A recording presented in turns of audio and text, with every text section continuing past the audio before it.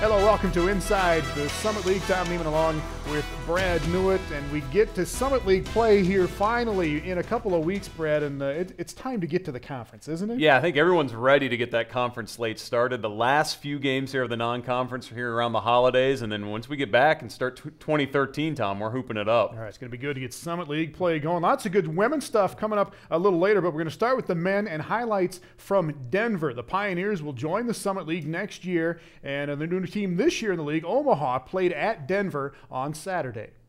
Omaha brought a 2-9 record in the Magnus Arena in Denver, holds over 7,000. They had about 4,200 for this game, and Chris Udofia, 6'6", junior from Texas. He had 11 points, 8 assists. Denver had a big lead in the first half. That is Matt Hagerbomber for Omaha. Came off the bench, had 8 points and 5 rebounds, and off the miss here, Hagerbomber again, but Omaha shot at just 30% in the first half. Denver, meanwhile, shot at 68% in the first half and led by 30. Cam Griffin there.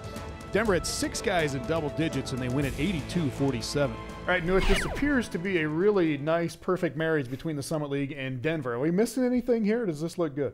It looks great for the league. Again, gives the league some security with adding another team. And if you look at kind of the geographic footprint again of the Summit League and you start thinking, well, what teams could you add that probably don't have football?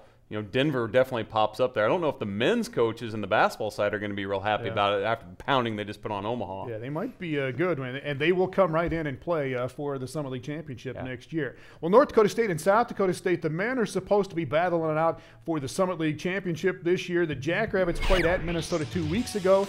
The Bison took on Minnesota last week, and the Gophers beat NDSU 70-57. Minnesota beat the Jacks by 24. So, Newitt, is it fair to compare scores like this? I don't know if it's fair or not, but everyone does it anyway, right, so why not? But this one you got to definitely put a little asterisk. You got to remember South Dakota State did not have Nate Walters when they played the Gophers, so you know that definitely kind of ramps up their point margin that they lost by, and you have to take that into account. All right, after the loss to Minnesota, SDSU, though, has come right back with 3 straight wins, including a double overtimer at Montana. Montana picked to win the Big Sky this year. The Grizzlies had won 15 in a row coming into this one. This is Kareem Jamar for Montana, 16 points, 7 assists for him, but neither team would lead by more than 6. The game would go to double overtime. Nate Walters on the shake finds Chad White. White had 9, and then Walters, great no-look coming up here to Braden Carlson. Carlson had 10, but the Jacks were led by Jordan Dykstra with 16 points, 10 rebounds, 3 assists. An assist here to Tony Fegan. Fegan had 13 points, 13 rebounds. He hit 2 free throws in double overtime, and the Jacks win it by 1. Right, Newitt, Montana missed some free throws at the end of regulation, at the end of the first overtime that could have won it for him. But is this kind of like a great football game coming down to a field goal where it comes down to free throws like this? I think in some ways the fans always probably like a late second shot to win a game, and this one was decided the foul. And you mentioned Montana missed some chances to probably win the game in regulation and at the end of the first overtime, but then Tony Fegan steps up and makes 2 huge free throws for the Jacks and wins the game for them in double OT. Very good win, and again, it broke a 15-game home winning streak for Montana. Well, Fegan is the Summit League Men's Player of the Week, the double-double at Montana with 13 points, 13 rebounds, and those 2 free throws with 8.9 seconds left to give the Jacks the double overtime win. Well, Ceola Clark could be the player of the year in the Summit League. When all is said and done this season, the Western Illinois star is off to a solid start to his senior season. Well, I just wanted to come out, those first couple games and kind of make a statement. I know the guys look at me to be a leader and kind of put a little pressure on me, and I'm trying to put a little pressure on myself to just really come out there and compete and leave it all out there on the court.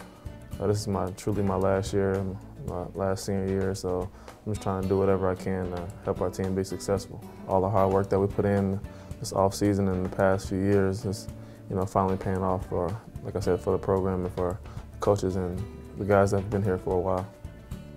I mean, it was a great feeling to hit the game-winning shot. Like I said, I had one of my old high school teams, kind of commentating the game, and kind of felt good that, we had that connection, and me being able to hit that game-winning shot was just kind of unbelievable and kind of shocking. But like I said, it felt great to hit that game-winning shot. I just think, with this team, we just got to keep trying to improve each and every day. I try to preach to the, the younger guys and the newer guys that they're in a different situation that any of us have been coming into Western. We're a winning program now, and we just got to try to keep it that way and just keep working hard, getting better each and every day that we step on the practice court and listen to our coaches and just listen to our senior leadership and just keep pushing each and every day.